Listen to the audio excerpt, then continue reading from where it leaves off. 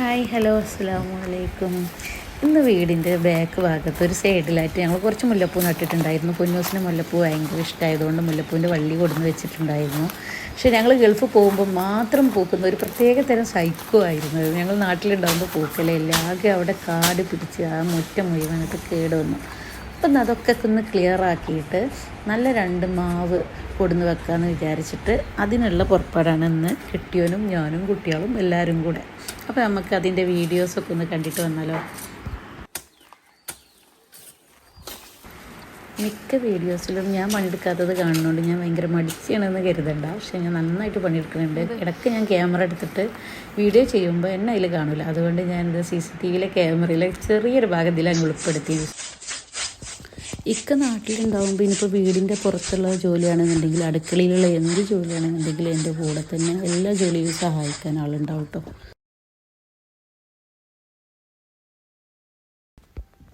മാഷാ അല്ലാഹ്. അപ്പോൾ അങ്ങനെ ഞങ്ങൾ ജോലി ഇന്നത്തത് ഫുള്ളായിട്ട് കഴിഞ്ഞു. നന്നായിട്ട് വൃത്തിയായിട്ടുണ്ട്. ഇതിങ്ങനെ കണ്ടിട്ട് ജോലിയൊക്കെ കഴിഞ്ഞ ശേഷം ഇങ്ങനെ മൊത്തത്തിൽ കാണുന്നത് എനിക്ക് ഭയങ്കര ഇഷ്ടമാണ് കേട്ടോ. എന്തോ മനസ്സിന് വല്ലാത്തൊരു കുളിരാണ്. എല്ലാം ഉഷാറായി. ഇനി ഇവിടെ തൈ കൊടുന്ന് നടണം. ഇപ്പോൾ ഞാൻ നമ്മളെ കോഴിക്കൂടൊന്ന് കാണിച്ചില്ല കേട്ടോ. ഒരുപാട് കോഴികളുണ്ട്. അവർക്ക് ഞാൻ എന്നെ കണ്ടിട്ട് ഓടി വരികയാണ്. കാരണം വല്ല ഭക്ഷണം തിന്നാൻ കിട്ടുമെന്ന് കരുതിയിട്ട് എൻ്റെ അടുത്തേട്ട് ഓടി വരികയാണ്.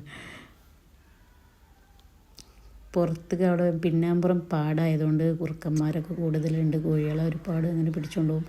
ആ ഒരു കാരണം കൊണ്ട് നമ്മളിങ്ങനെ സേഫ്റ്റി ആയിട്ട് ഉണ്ടാക്കി വെച്ചതാണ്. ഇതാകുമ്പോൾ ചെടികളൊന്നും ഒരു കേടുവരുത്തില്ല, പുറത്തേക്കൊന്നും പോവില്ല, സുഖമായിട്ട് ഉണ്ടാക്കാം. അത്യാവശ്യം നമ്മളെ വീട്ടിലാവശ്യത്തിനുള്ള മുട്ടയും പിന്നെ നമുക്ക് നമ്മളതായിട്ടുള്ള കുറച്ച് പൈസക്കുള്ള വിൽക്കാനുള്ള മുട്ടയൊക്കെ അത്യാവശ്യം നന്നായിട്ട് കിട്ടുന്നുണ്ട് കേട്ടോ. ഉഷാറാണ് പരിപാടി.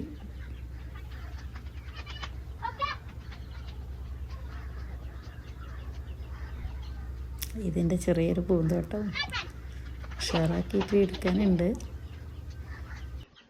പുറത്തേക്ക് കുറച്ച് നേരത്തിനൊന്ന് വിട്ടു. ഈവനിങ് ആകുമ്പോൾ ഞാൻ ചിലപ്പോൾ ഒന്ന് കുറച്ച് നേരം വരെ പുറത്തൊന്ന് വിടും. കല്ല് അതുമാതിരി ഇലകളൊക്കെ തിന്നണത് നല്ലതാണ്. അങ്ങനെ ഞങ്ങൾ പുറത്ത് പോയി കുറച്ച് തൈകളൊക്കെ വാങ്ങിച്ചു വന്നു കേട്ടോ. പേരക്കൻ്റെ തൈയും പിന്നെ മാവ് വാങ്ങിച്ചു, പിന്നെ ഒരു പപ്പായൻ്റെ തൈയും വാങ്ങിച്ചു കേട്ടോ. അതൊക്കെ അത്യാവശ്യം ഇതൊക്കെ പെട്ടെന്ന് കായ്ക്കുന്ന മാവ്. അങ്ങനെ 1500 രൂപ കൊടുത്തിട്ടാണ് വാങ്ങിച്ചിട്ടുള്ളത്. പേരക്ക വാങ്ങിയപ്പോൾ അതിൻ്റെ കൂടെ ഒരു പുളിച്ചാടിയും കൂടി ഇങ്ങോട്ട് കൂടെ പോകുന്നു. പൊക്കി പോടുന്നു ഒരു പണക്കാരന് അതാ ആ കടിയുന്നു ഒരു പൈസക്കാരനായിട്ടും പോകുന്നു.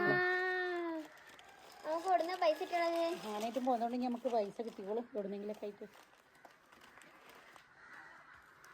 പിന്നെ അത് നമുക്കൊരു കുഞ്ഞ് പപ്പായ മരം വന്നിട്ടുണ്ട്.